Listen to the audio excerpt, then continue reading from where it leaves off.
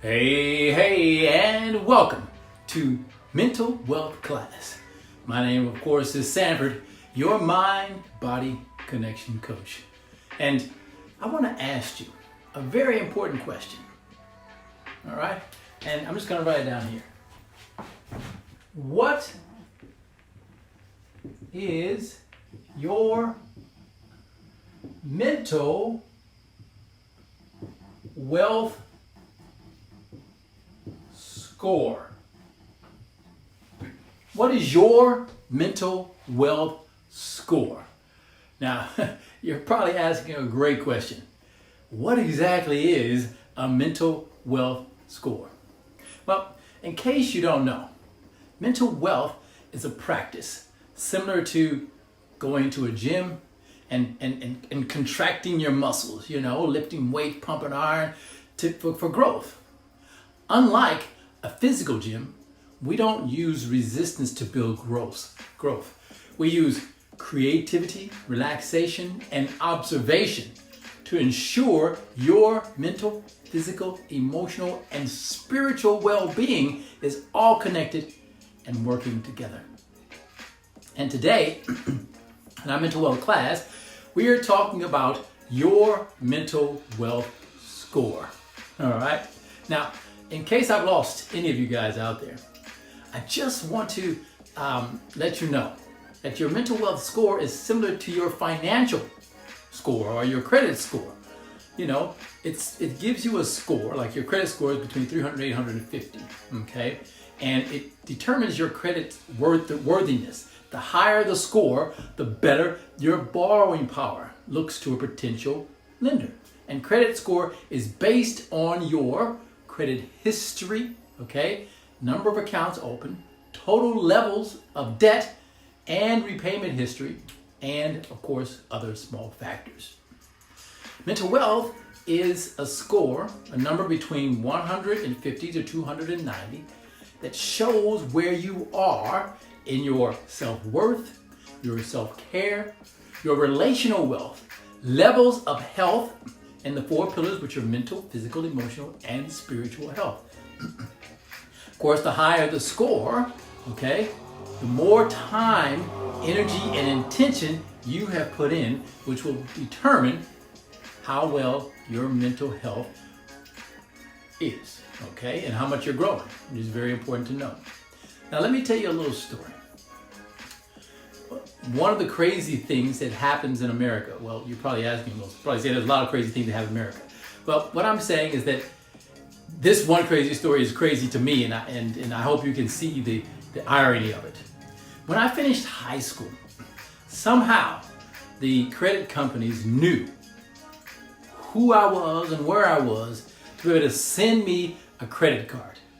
18 years old, okay, getting my first credit card. Now, I never learned anything, okay, let's be clear, I never learned anything about money at school or at home, or anything about debt, home loans, owning a business, or investing in stock.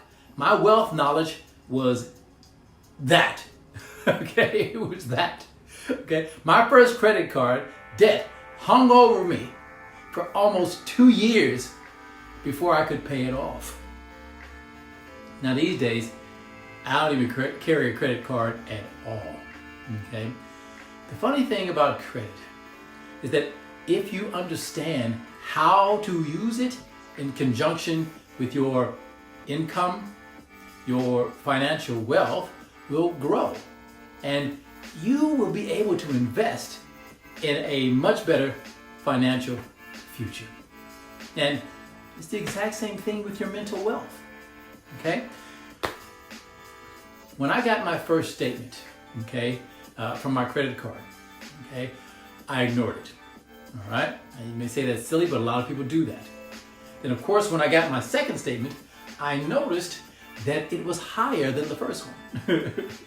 And then I got my third statement. That one was even higher than the second one. In other words, folks, if you keep ignoring it, your debt will go up higher and higher. Again, it's the same thing with your mental wealth.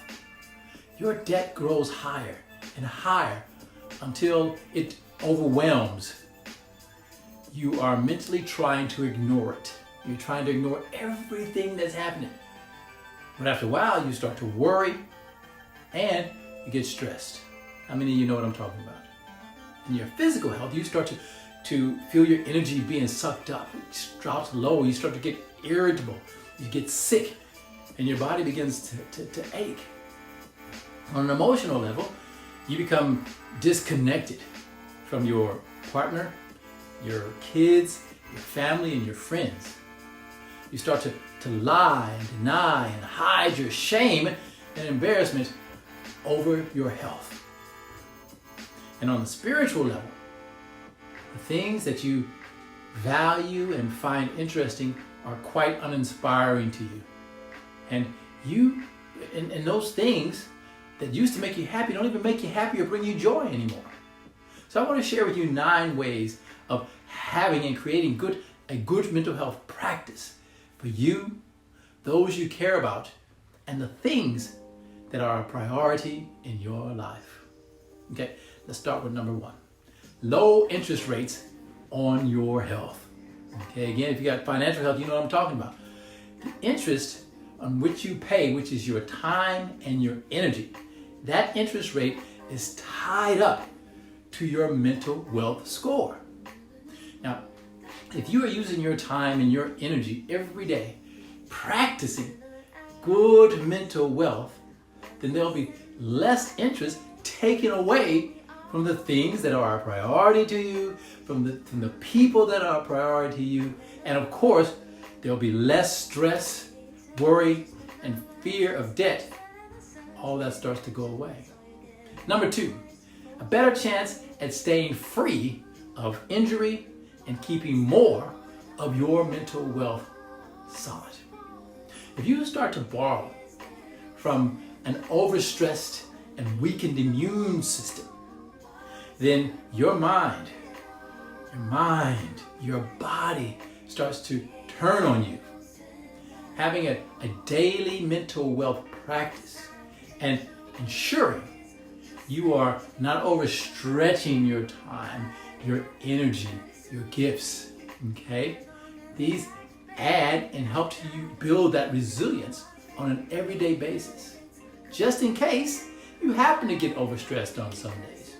In other words, your mind and body can move and support you with confidence, okay? Let's move into number 3, more negotiating power.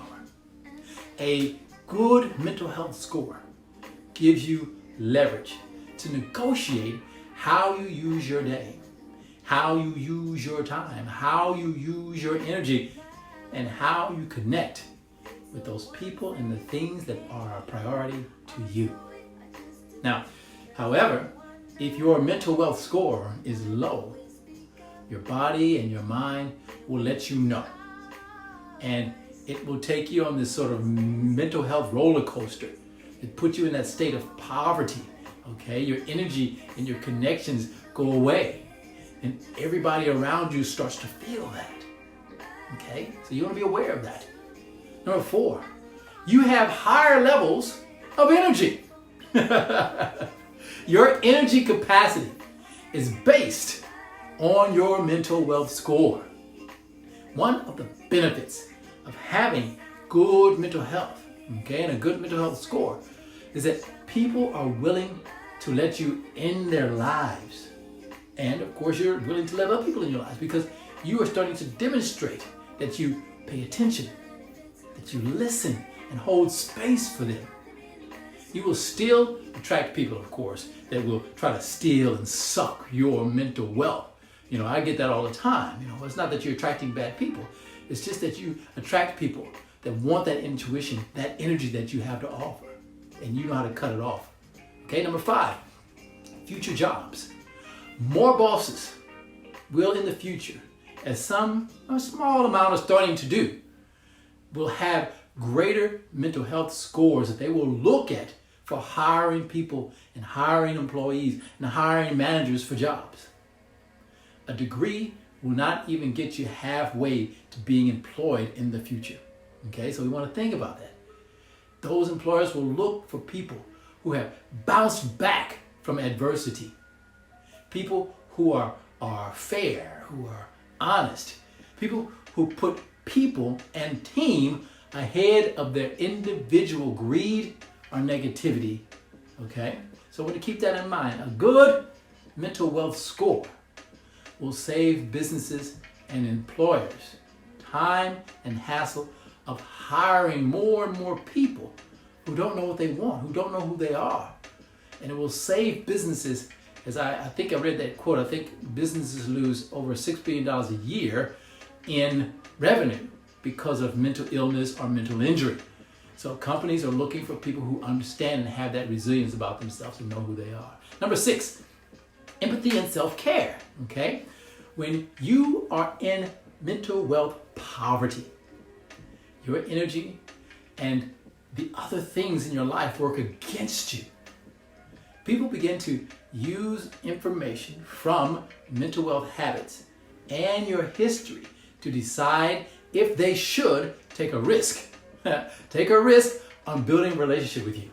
Okay, you want to think about this, feel this. If you don't have good mental wealth, a good mental wealth score, they may not be aware. They may not be able to see past a bad day or a bad energy or bad moment in your life. Okay? This is very, very important. Okay? They will penalize you on what they see and feel in that moment. So you have to be willing to understand and be vulnerable at all times. Yet self-care is a practice that we all must take personally. And in order to do that, we have to be empathetic, not only with other people, but with ourselves. Because our past determines a lot of who we are unless we start to open up and work on that mental health poverty. The 7th thing is self-security. Another drawback of having a poor mental wealth score is that people will know who they are and who they are becoming. Okay? So instead, they'll choose to be like people who are intentionally living in their lives. Okay, this is because you're having mental wealth security. People with a good mental wealth score, okay, avoid paying the price later in their life because they're willing to look at what strengthens them, what their gifts are, what makes them happy, what brings them joy, and how they can give to others. Okay, this is very important, having that security around mental wealth. And of course, you want to be able to create a mental wealth budget that helps you live a more secure life. Number 8, payment ahead of time. When you have a good mental wealth budget, okay? Now I want you to understand a budget is very important in every part of your life. Your assets and your liabilities are a part of your budget. This lets you know where to take risk and how to understand how to reach maximum mental wealth payments to pay them into your own life, okay? This allows you to have better success with your overall mental wealth. A good mental wealth score means you have a clear knowing of the work needed to maximize your energy and your relationships for the long game. And finally, number 9, bragging rights. Because of all the benefits, a good mental wealth score is something to be proud of, especially if you've had to work hard to take your score from bad to good, or, as I like to say, from thinking to doing. If you've never been educated on mental wealth, keep working on it. Keep doing what it takes to maintain your good score. It takes only a few missed intentional payments to get into mental wealth debt. Well, folks, that is it for me for today. If you have any questions or comments, make sure that you reach out. I would love for you guys to help me keep everyday mental health, physical health, emotional health, and spiritual health well balanced and working for you and the greater good of the people and communities around you. You can reach me at sanford@intrepid21stcentury.com. So that's sanford@intrepid21stcentury.com. And please follow me on my Facebook page and my Instagram page. That's just Sanford McMurray. That's where you'll find me. You'll find me there with a smile, with a grin, with all kinds of stuff. Until next time, folks, remember, fight the right fight. Earn your peace. Share your gifts with the world. And always, always love your mission. Peace, power. See you soon. Bye now.